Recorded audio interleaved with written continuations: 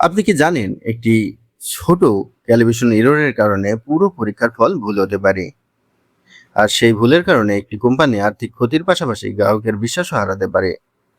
তাই আজকের ভিডিওতে জানবো ইকুইপমেন্ট ক্যালিব্রেশন কেন আইএসও 17025 এর অন্যতম গুরুত্বপূর্ণ রিকোয়ারমেন্ট। আসসালামু আলাইকুম। এই চ্যানেলে আমরা আইএসও 17025 ল্যাবরেটরি কোয়ালিটি ম্যানেজমেন্ট এবং টেক্সটাইল টেস্টিং নিয়ে সহজ ভাষায় আলোচনা করি। চলুন শুরু করি। ক্যালিব্রেশন হলো এমন একটি প্রক্রিয়া যার মাধ্যমে কোনো মেজারিং ইকুইপমেন্ট এর প্রদর্শিত মানকে নির্ভরযোগ্য রেফারেন্স স্ট্যান্ডার্ডের সাথে তুলনা করা হয়। এর উদ্দেশ্য হলো নিশ্চিত করা যে যন্ত্রটি সঠিক এবং নির্ভরযোগ্য মেজারমেন্ট দিচ্ছে।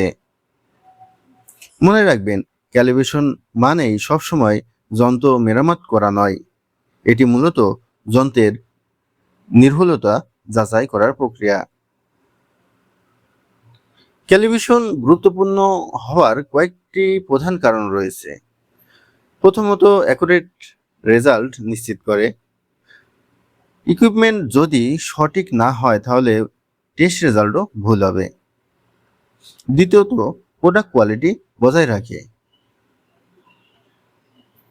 ভুল টেস্ট রেজাল্টের কারণে নিম্নমানের পণ্য বাজারে যেতে পারে।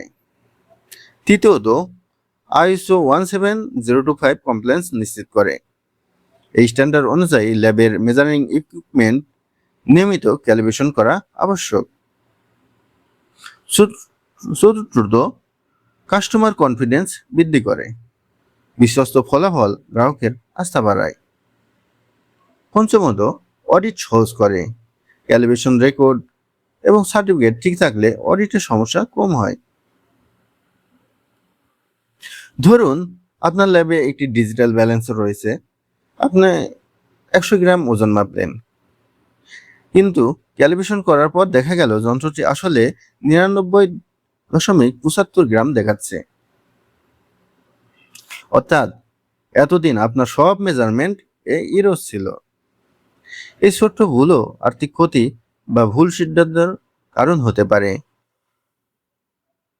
তাই ক্যালিব্রেশন শুধুমাত্র একটি আইএসও রিকোয়ারমেন্ট নয়, এটি সঠিক মেজারমেন্ট, নির্ভরযোগ্য টেস্ট রেজাল্ট এবং আন্তর্জাতিক মান বজায় রাখার অন্যতম ভিত্তি। ভিডিও ভালো লাগলে একটি লাইক দিন, কমেন্ট করে জানান আইএসও 17025 এর কোন বিষয় নিয়ে পরবর্তী ভিডিও দেখতে চান। আর এমন শিক্ষামূলক ভিডিও পেতে অবশ্যই চ্যানেলটি সাবস্ক্রাইব করবেন। ধন্যবাদ। আল্লাহ হাফেজ।